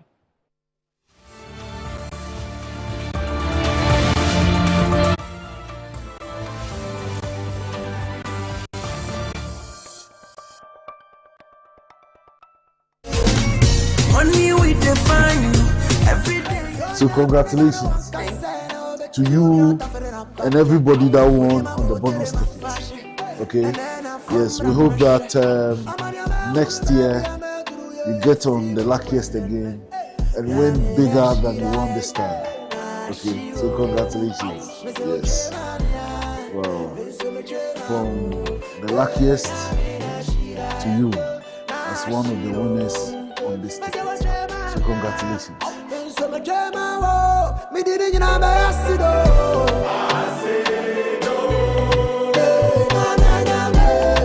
Luck is everywhere for everyone, yeah. The luckiest. Luck is everywhere for everyone, yeah. Money we define every day. Me pay so dear me sister me dad dear me chibiana me amshishimi akuna ida me many tea or somebody me sakani me say me ida so tea sika say dia so demo hwe juju so mo bag de ho dia me na ba bi free so what you say bag na ma mo na me show wow say me nya kwamfo bi e bana no mo sole o hey.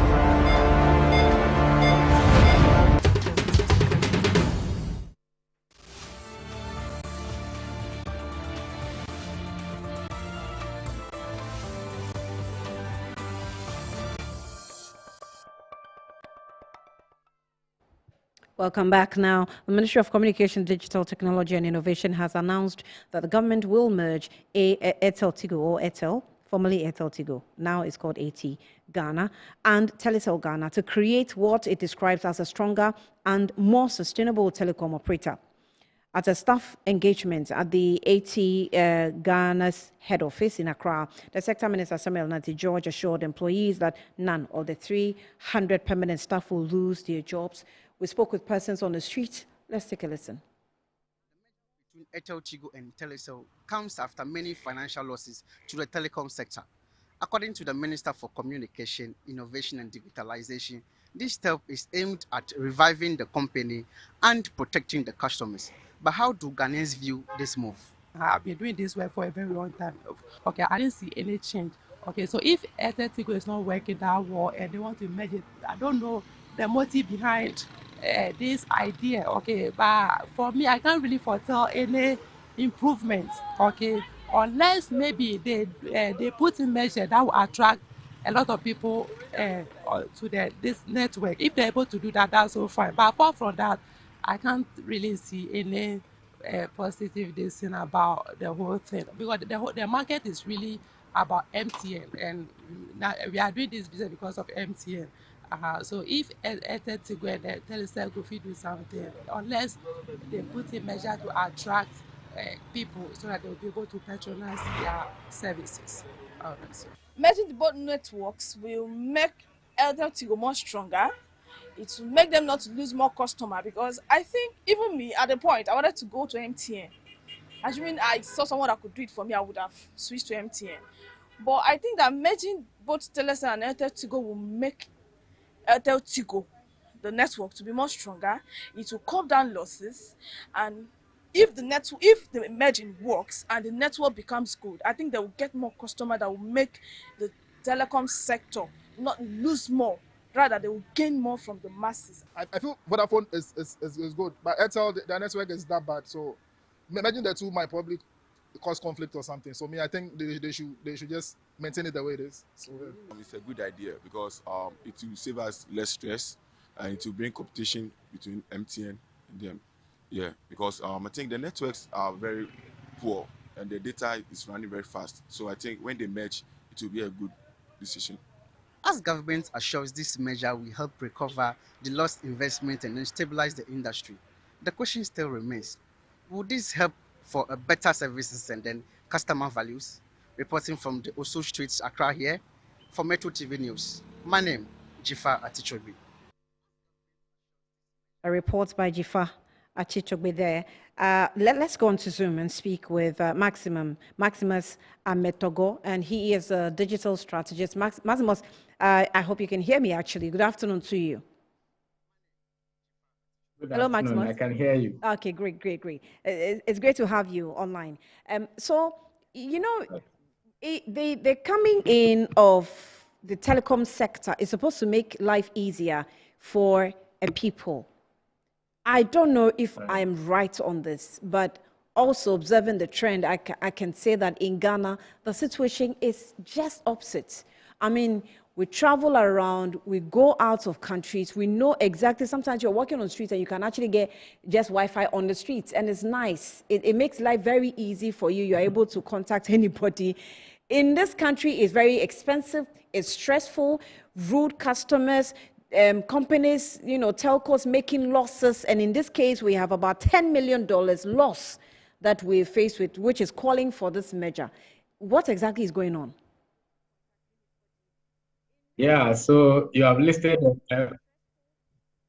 a bag of issues that the telcos, in fact, face and their customers also face. The issue is that AT hasn't been profitable for a while. So that's what is necessitating the decision to merge with Telecel, which is also struggling, right? So that's the difficulty. MTN has become the market, significant market player, and they have dominated the market in all the verticals, data, voice, mobile money, and SMS and all that. So now trying to merge these two smaller ones is not even up to half of the market size. So it's quite tricky what the decision that we are trying to make here. But the issue is that, are they able to optimize their human resource and the telecom resource that they have to be able to innovate on them and compete against the MTNs? That is what we need to wait for or look out for going forward. Yeah. So you're talking about market share and monopoly by MTN? Yes, because when the NCA ruled that they were a significant market power, they controlled about 68% in terms of data and about 48% or so of voice.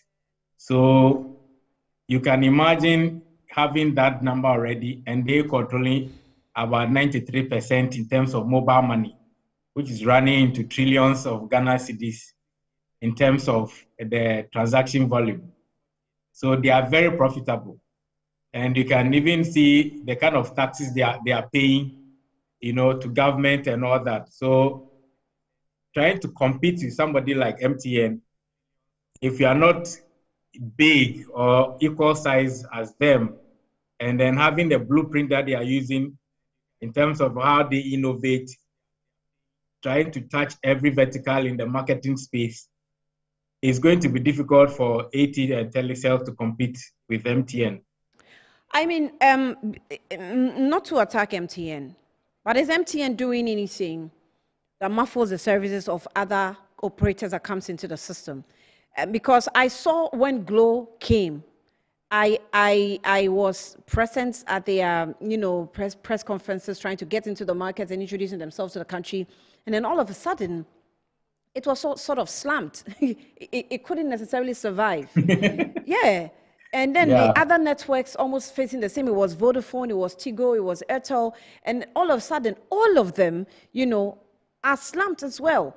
Yet MTN is still staying stronger, but giving us expensive service. And because of the difficulty or the challenges these networks, the other telcos are facing, they are also not or unable to, make profit, also coupled with bad management.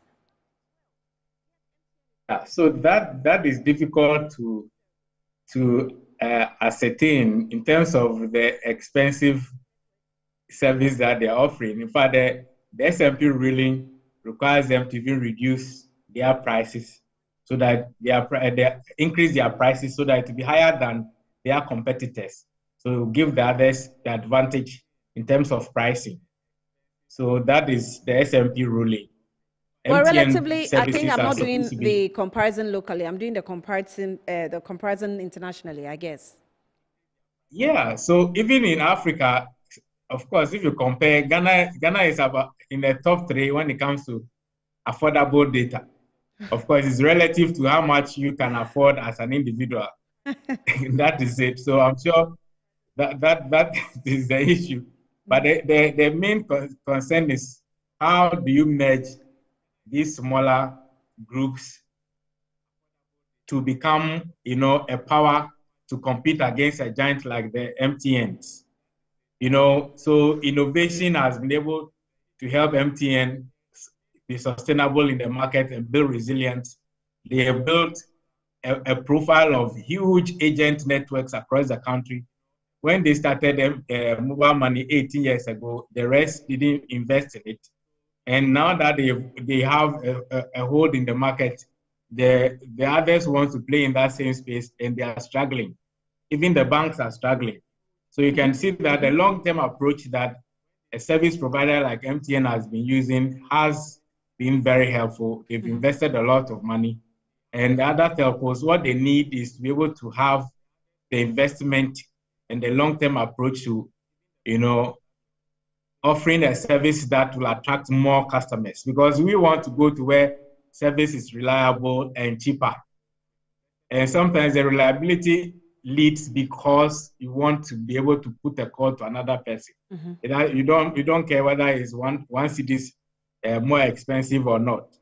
So that is how the sector works. So we want the connection, then they want customers. So how do you give us a service that will appeal to us so that we can migrate to you?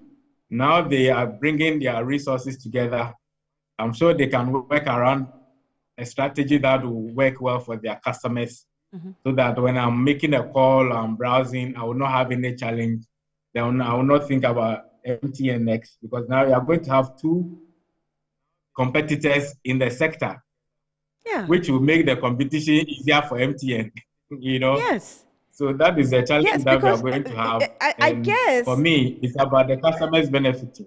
Okay, I guess it's the reason. If you watch the videos we played, quite a number of Ghanaians on the streets are a bit pessimistic about the move. I'm not so sure. Yeah, I'm not so sure if it's because they think that it reduces competition for MTN, or it's just overperformance that's making it. Well, some of them actually mentioned that the 2 networks work in very different levels or at very different levels, and they don't think that merging them would give any effective outcome. Exactly. And the thing is, they are not that competitive enough. You can't say, okay, AT is dominant in this particular offering, and then Telecel is dominant in another offering. So when you bring the two together, at least you have two options of service offerings that you can use to compete against the dominant force like MTN. So if the one was good in data and one was good in terms of voice, then the two come together, then you are going to give a better service offering to the customers. Then even MTN customers who want to move to the Telecel customer or Telecel network. But we don't have that. A lot of people are complaining about their service. So now merging two, service providers who are not offering a quality service in quote to their customers is not going to trigger any excitement in the customers for them to stay on the network. That is the challenge they are also going to have. Now, if you are moving me to a Telecel that I have a lot of friends saying, okay, their service is not that good. Now, when I go there, can I easily port to the competitor? So a lot of migration or cross-migration is going to happen. And let's see what happens at the end of the day, because people are going to look for quality service and reliability of service as well. But Max, you're an expert in the industry. Is it a strategic move that would actually aid us see quality delivery of this measure? Yeah, so it depends on the strategies that they have for the merger. If the strategy is, okay, we are merging these two people, we are going to give them a lot of resource because government has shares in these two service providers, and we are going to put more money into their services so that they can innovate more and give more offering to customers. I think that will be the approach to be able to stand the competition from MTN.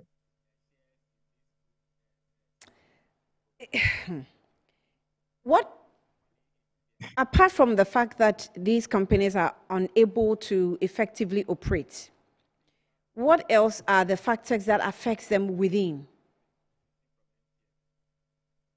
Yeah, so of course, the big ones, the bigger player has, I'm sure they've been poaching experts or employing people who have, let me say, higher qualification or they have industry experience from the smaller ones. And people move because if I'm employed in one telecom service and the bigger one is giving me a bigger offering, that is a bigger platform for me, to move. So they do that, and they also are investing in a lot of other areas. So they invest in culture-related programs, so festivals and all that. MTN is investing in that. They are investing in music platforms, sponsoring all that. Of course, Telecel is also doing that in the Ghana Music Awards space. But for the smaller ones, I think they have to innovate very fast and deploy quickly into the market to be able to stand the competition. Because the bigger ones is, of course, it will take some time for them to deploy. MTN sees themselves as a technology company. So they call themselves TechCo instead of a telecom company, because now they are building platforms and then integrations into smaller content service providers and all that, which the other ones are not doing at that scale. So they need to take some, points from the MTN blueprint, what they've done so far. Imitate them, and then you innovate on the imitation so that you stay alive in the space. After all, there's nothing wrong with copying blueprints. Exactly. It's the same industry. What the people, the service providers or the customers want, quality service when I'm doing voice call, and then data too as well. Now, the voice call is reducing because now we can do a lot of calls via the internet, right? So now you can't compete even at that level that you are going to compete in the voice space. So it's not data. So you need to invest more in your fiber, making sure that your internet is running, and you are giving bundles to customers that will keep them on your network, because that is a new frontier. data is the new frontier. In fact, that is the future. Yeah, if you can educate me just a bit on the fiber optic cables laid for telcos. The fiber optic cables that are laid under the sea, for example, does it serve all the telcos, or individual telcos would have to do their own laying? Yeah, so the fiber cables, I think so far we have about 6 into Ghana. It's about one of the highest across Africa. So we have, I think MTN has an investment in one, and then there's a consortium of companies with other telcos also bringing in one. So there's one, I think, to Africa. That is like it has the highest bandwidth and the speed when it's deployed, of course. So the other telcos will also benefit. I'm sorry. But the issue is I'm that sorry, some Maximus, of them are even co-located. Hold on, pause. Yes. You say we have one of the fiber cables that has a higher speed in Africa? Yes, it's one of the highest speed. It's called To Africa. It's called what? I think maybe before To Africa, it's called To Africa, number 2 in Africa. Okay. And which telco uses it? I think it's a consortium of companies, MTN included. I don't know whether the Telecel, I think Vodafone was also part of it or something. It's a consortium of companies who are bringing this. So they're getting more resource and bandwidth. Do you know where other, which countries have maybe equally higher speed fiber optic cables? Yeah, of course, South Africa, they have South Africa, we have Egypt, Kenya, and of course, our brothers, Nigeria, they're also investing in that.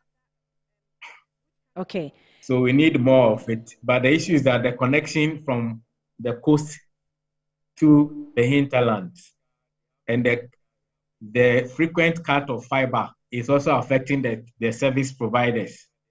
So if you want Telecel to give you a good service, you should care about who is cutting cables or digging up cables in your area.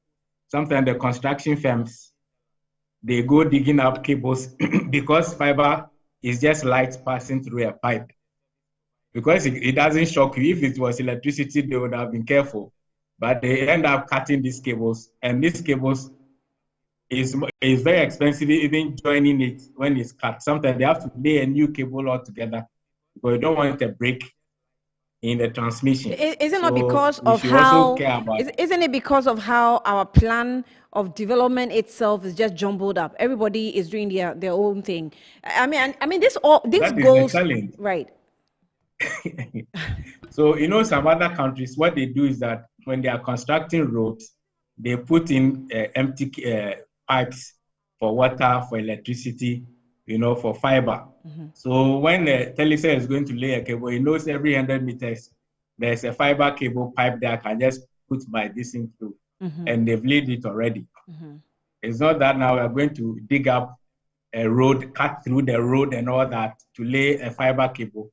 And if there's a breakage, the people within that catchment area will not get a reliable internet, or they may not get internet at all. So the infrastructure development, I think they passed a law where the contractors who cut cables, they are supposed to pay a fine or something. It has to be more punitive so that when they are digging up roads or doing construction by the roadside, they should be very careful about that. Right. Right. Finally, before I let you go, I know that we're looking at how AT and Telecel will succeed, but do we have more investment space for new telcos to come in? Ghana is a small market, but the issue is that there are so many verticals or so many offerings within the telecom space that a player can just come and say, I want to do internet of services, or I want to do smart homes. So every home, your power is regulated by a technology device or transportation technology. Or somebody can come and just invest in movie production or online streaming, for example. So they focus on different verticals within a telecom space. But now we are just playing, everybody is playing within the same space, and the mobile money too. If you had like Telecel, who had a mother company that started Safari, what they call M-Pesa. They started mobile money payments, and they didn't even bring it to Ghana very early. So they lost that one. So if you had like one telecom service focusing on mobile money, one, being the leader in data, one being a leader in voice, and another being a leader within another verticals within the telecom space, then you need a more players within the space. But currently, I don't know who is coming to compete, who is able to come into the space and compete very well with the likes of MTN. Is going to be a challenge, unless they are going to play in an area that MTN is here to invest in. Right. Your final answer is an eye-opener, but we'll leave it here. My time is up. Maximus, I'm grateful for your time. Maximus Ahmed Togo is a digital strategist spending some time with us over the Zoom, to open our eyes on how the telco industry is, performing. Let's see how this merger is going to go. Government has already taken the decision to merge AT and Telecel over the $10 million loss. Is that going to be positive or negative? Metro TV will definitely give you some more updates as the company starts operating as a merge. Thank you for watching. Good afternoon, Ghana. We're back next week with a program. We hope that you stay away from trouble as you go into the weekend for further activities. Thanks for watching.